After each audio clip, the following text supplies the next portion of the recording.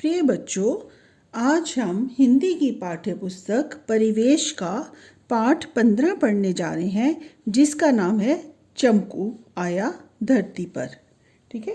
इस पाठ में जो चमकू है वह एक विचित्र प्राणी है जो कि किसी दूसरे लोक से आया है इस धरती पर। ठीक है।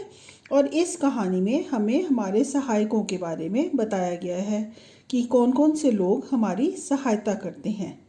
ठीक है। जैसे किसान, बढ़ई, धोबी। ठीक है। तो आइए पाठ पढ़ना शुरू करते हैं। रात का समय था, ठंडी ठंडी हवा चल रही थी। तभी धरती पर एक यान आकर रुका। उसमें से एक सीढ़ी निकली और एक विचित्र प्राणी बाहर आया। उस प्राणी का नाम था चमकू। ये है चमकू। ठीक है। ये एक काल्पनिक पात्र है। ठीक है।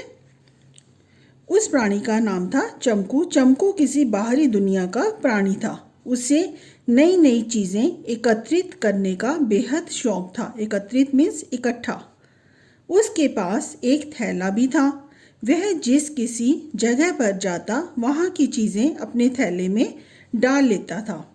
यान से उतरकर चमकू ने देखा कि चांद की रोशनी से धरती पर चारों ओर उजाला हो रहा है। उजाला का अर्थ है रोशनी।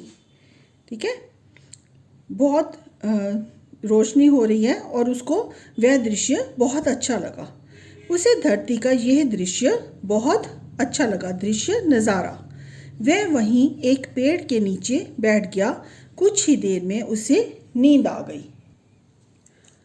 सुबह हुई तो चिड़ियाँ चहकने लगीं। चिड़ियों की चहचहाहट से चमकू की आंख खुल गई। उसने अपना थैला उठाया और वहाँ से चल दिया। चलते चलते चमकू एक गांव में पहुँचा। वहाँ चारों ओर हरियाली ही हरियाली थी। उसे वहाँ एक नदी दिखाई दी। वह नदी के पास पहुँचा। नदी पर मछुआरे थे। वे नदी में जाल डालकर मछलियाँ पकड़ रहे थे। नदी के किनारे कुछ धोबी थे। वे कपड़े धो रहे थे। धोबी क्या करते हैं? कपड़े धोते हैं। ठीक है। चमकू उन्हें बड़े ध्यान से देखने लगा। एक धोबी ने चमकू से पूछा, तुम कौन हो और कहाँ से आए हो? चमकू बोला, मैं चमकू हूँ और बाहरी दुनिया से आया हूँ। क्या आप मुझे धरती के बारे में कुछ बताएंगे? धोबी ने बड़े गौर से चमकू को देखा। फिर उसने उसे धरती के बारे में बहुत सी बातें बताईं। वे दोनों अच्छे मित्र बन गए। जाते समय धोबी ने चमकू को एक साबुन दिया। क्योंकि उसके पास साबुन था, वह कपड़े धोता था साबुन से, तो उसने चमकू को एक साबुन दिया, क्योंकि चमकू को नई नई चीज़ें इकट्ठे करने का बहुत शौक था। चमकू ने उसे अपने थैले में डाल लिया।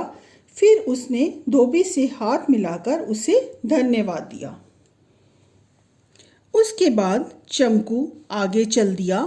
वहाँ उसे एक हरा भरा खेत दिखाई दिया।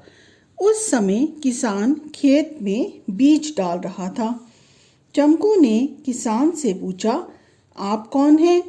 किसान ने बड़े ध्यान से उसे देखा और कहा, मैं किसान हूँ और धरती पर अनाज उगाता हूँ। चमकू बोला, क्या मैं यहाँ से थोड़े से बीज ले सकता हूँ? किसान ने कहा, हाँ हाँ, क्यों नहीं। फिर किसान ने उसे थोड़े से बीज दे दिए। चमकू ने खुशी खुशी बीज थैले में डाल लिए और आगे चल दिया। ठीक है। धोबी ने उसको क्या दिया था? साबुन। और किसान ने क्या दिया था? बीज। चलते चलते वह एक बाजार में पहुंचा। वहां एक बढ़ई तरह तरह की मेज़ कुर्सी बना रहा था। चमकू को नई नई तरह की मेज़ कुर्सी देखकर बहुत अच्छा लगा। चमकू ने बढ़ई से पूछा, बढ़ई क्या होता है? जो लकड़ी का सामान बनाता है। ठीक है। आप लकड़ी से इतनी सुंदर सुंदर चीज़ें कैसे बना लेते हैं? बढ़ई ने मुस्कुरा कर कहा, ये कोई कठिन काम नहीं है, बस थोड़े परिश्रम की आवश्यकता है। परिश्रम, मेहनत। ठीक है। चमकू कुछ देर बढ़ई से बातें करता रहा। बढ़ई ने उसे लकड़ी की छोटी सी गाड़ी भेंट में दी। भेंट का अर्थ है उपहार। ठीक है। चमकू ने उसे भी अपने थैले में डाल लिया। धीरे धीरे दिन ढलने लगा। चमकू को अब अपने मम्मी पापा की याद आने लगी। वह यान की ओर वापस आया और सीढ़ियों से चढ़कर यान में बैठ गया। कुछ ही देर में वह अपनी बाहरी दुनिया की ओर चल दिया। चमकू अपने थैले में रखी चीज़ों को देखकर बहुत प्रसन्न था। तो बच्चों, ये कहानी आप पढ़ो और देखो इसमें कि कौन कौन से सहायक हैं जो हमारी सहायता करते हैं। ठीक है, धन्यवाद।